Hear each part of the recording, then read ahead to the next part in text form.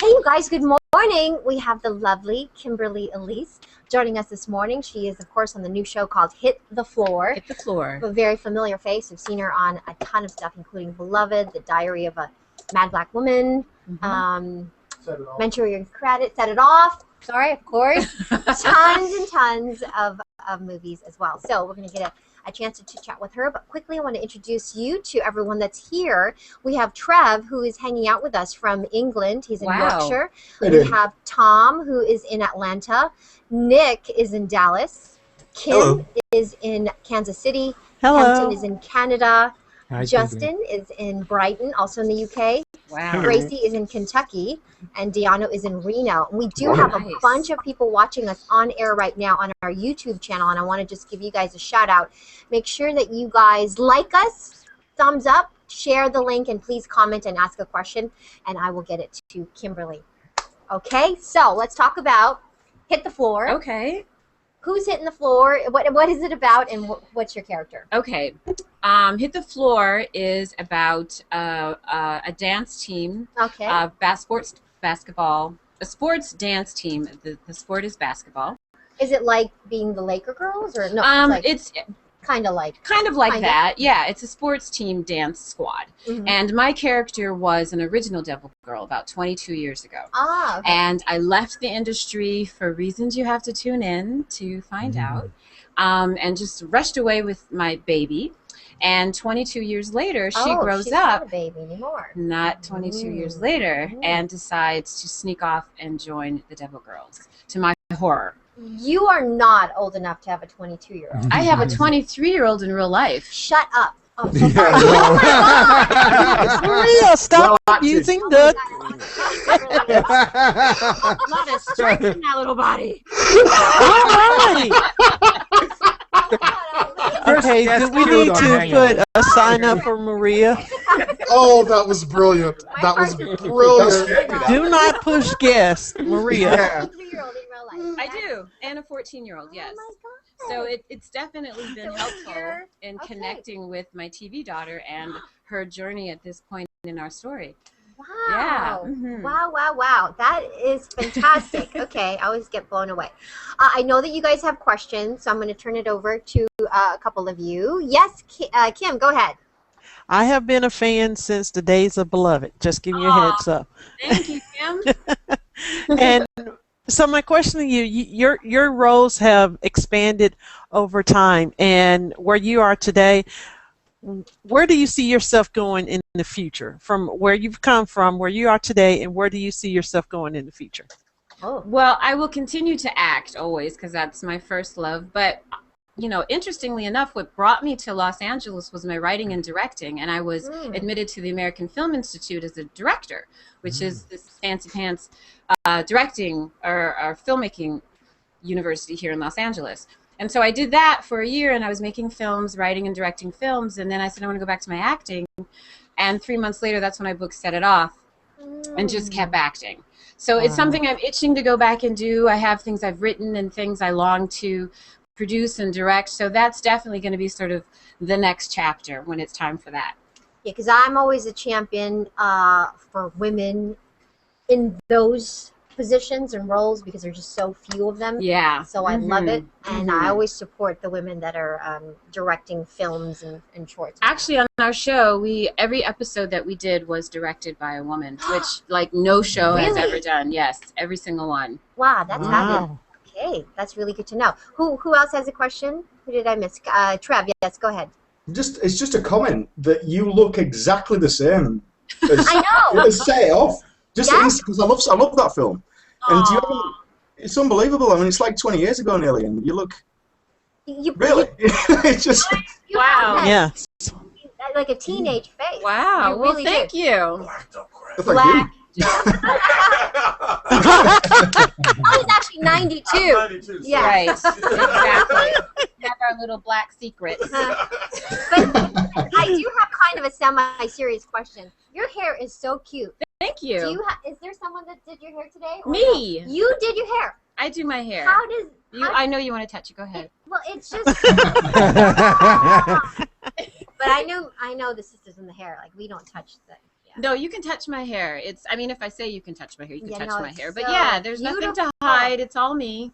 But thank you. How do you? So Tony gives me his secrets. He wears a little rag at night. Yes, we rag. Yeah, we rag. Our black secrets again. Our black secrets. Silk cap. The cap. Yeah. No, it looks fabulous. Thank you so much. Flowers. If we keep telling everybody our secrets, Kimberly, we're going to have to redefine the word secret. I know. Darn. Sorry about the secrets. Okay, now what else? What other questions do we have for Kimberly? Okay, then I will take it. Now, I mean, I have more, but I'm trying to let everyone else get in. Can I ask a question? Yes, go ahead. Yeah, Kimberly, if you're going to direct a film, is it going to be in the next few years, and what story do you want to tell? I love romantic stories. I love dramatic stories, and I hope to do it within the next 3 to 5 years. Yeah. Excellent. Cool. Kim, you take it. I can ask another question. Okay, so you talked about directing and Set It Off. I forgot about Set It Off. So I guess the question I have for you, what types of films or TV are you looking to get into directing, if that's the direction you want to take?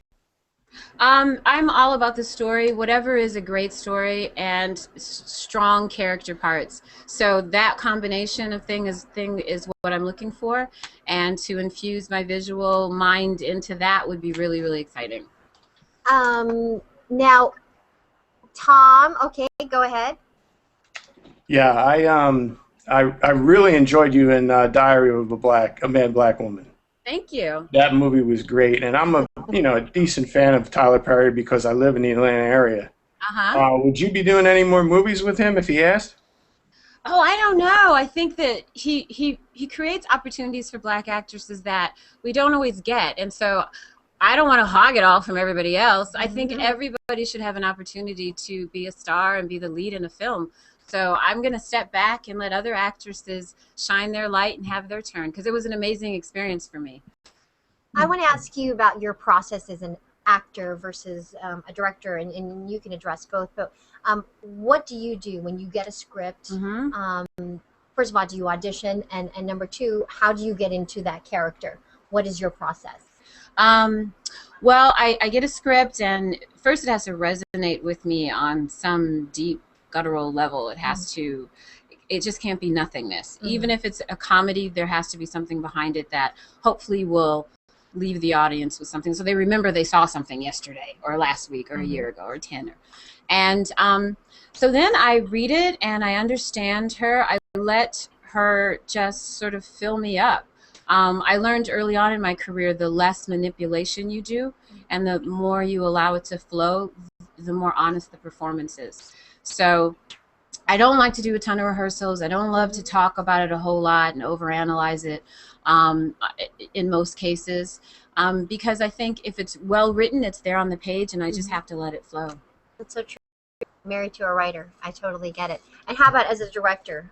Do you instantly have people in mind that you want to play certain characters before you get started? No, I haven't. When I'm writing, and I'm always writing, and I write from the atmosphere, and the people are just sort of floating about, and I've never written for a specific actor, but once it's done, then I may start thinking about, oh, this person might be interesting, but that can flip very quickly. Okay. Yeah. Tony and I do regular cameos in movies and TV.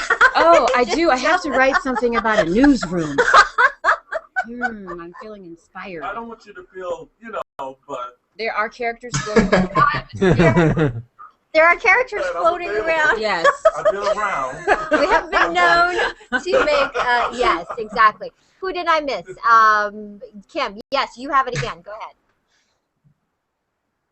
Uh-oh, we can't hear you. Kim, have you Kim, been you're muted. Sorry, I muted myself. I had background noise. A lot of the characters you've played, you've had that have been very emotional characters. How do you prepare for those emotions, especially like Woman Thou Art Loose, the role that you played for that? How do you prepare for like that one scene that? Well, there's like a couple ways. One, there's just a pocket somewhere in my heart that holds a lot of that kind of emotion, and I just go in there into that pocket. And if that's not accessible to me, music is a great way for me to access all kinds of emotions. And I just, before I start a project, I'll make a soundtrack for the character, and I will play that soundtrack to help me get to where I want to get. But usually I just sort of focus and feel it, and there it is. Yeah. I like that secret of playing a soundtrack to that character. I like that one. I have to share that one with some of my friends. Trev, yes, go ahead. You have the Kempton question. Yeah, if just following on from that question, if you said there's a place in your heart where you draw emotion from like that, is it sometimes difficult to lose that after you've done the scene? Yeah, especially earlier when I didn't know how to control it as well. But what works for me is meditation and yoga and centering and sort of coming back to Kim.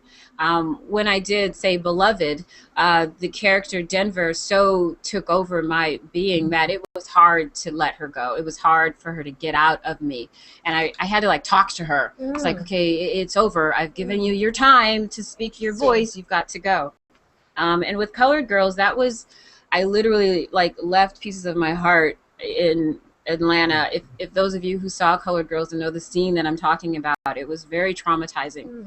And to prepare for that, I stopped doing yoga and I stopped meditating and I stopped keeping myself centered because the character was so off center.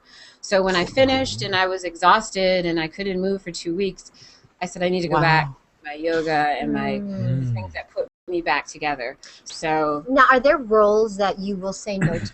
Like definitely. I mean, there are certain characters that you refuse to play those types. Yeah, I don't think as women we need to exploit ourselves or be used in certain ways to tell a story effectively. And I think that some stories have been overtold, and there's new things to explore. And then because I do go to deep places sometimes, people will send me all kinds of things, and it's sort of, you can't have that thing. You can't give it to everybody because it's too much.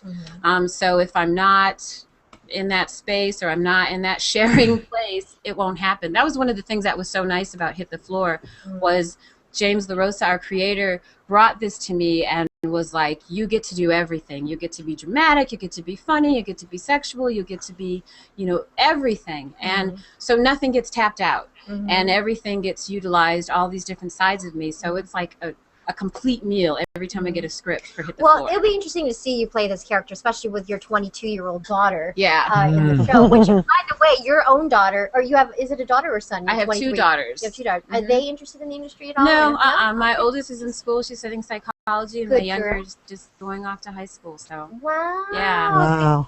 Almost done with your work. Kimberly Elise, you guys, thank you so much for hanging out with us. Don't forget, Hit the Floor. It airs Monday night on VH1 Memorial Day, 9 p.m. And don't miss it. It's really I don't do junk. This is so I'm telling you, you don't want to miss it. It's really extraordinary. Okay, Hit the Floor. Picture. Guys, let me take a quick photo with you before you go. Here's the camera. Okay, here we go. Ready? 3, 2, 1.